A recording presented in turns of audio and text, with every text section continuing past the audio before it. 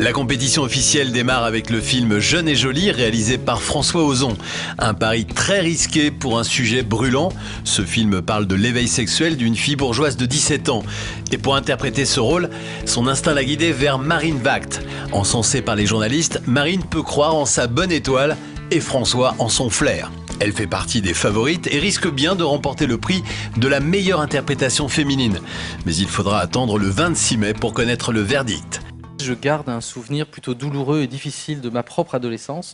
Donc j'avais envie de l'aborder à nouveau, peut-être avec une certaine maturité, une expérience, une distance. Au fond, ça raconte ce que tous les parents vivent au moment de l'adolescence de leurs enfants, au moment où ils vous échappent. La première fois qu'on découvre la sexualité, souvent ça ne se passe pas de manière idéale. Là, elle ne tombe pas sur quelqu'un qui est très doué, a priori.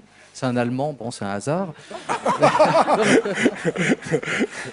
C'est aussi un grand jour pour Sofia Coppola qui présente son dernier film tiré d'une histoire vraie, The Bling Ring, en ouverture de la sélection Un certain regard, dont le jury est présidé par Thomas Winterberg.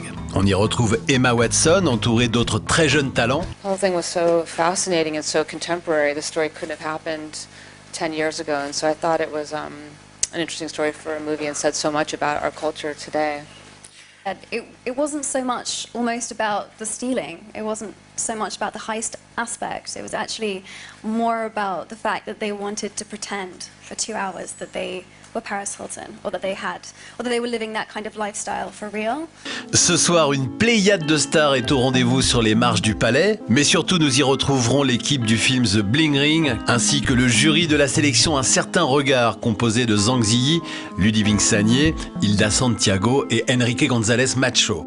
François Ozon, quant à lui, a accompagné fièrement son équipe jusqu'en haut des marches avant de nous quitter pour la projection officielle devant le jury. On leur souhaite bonne chance.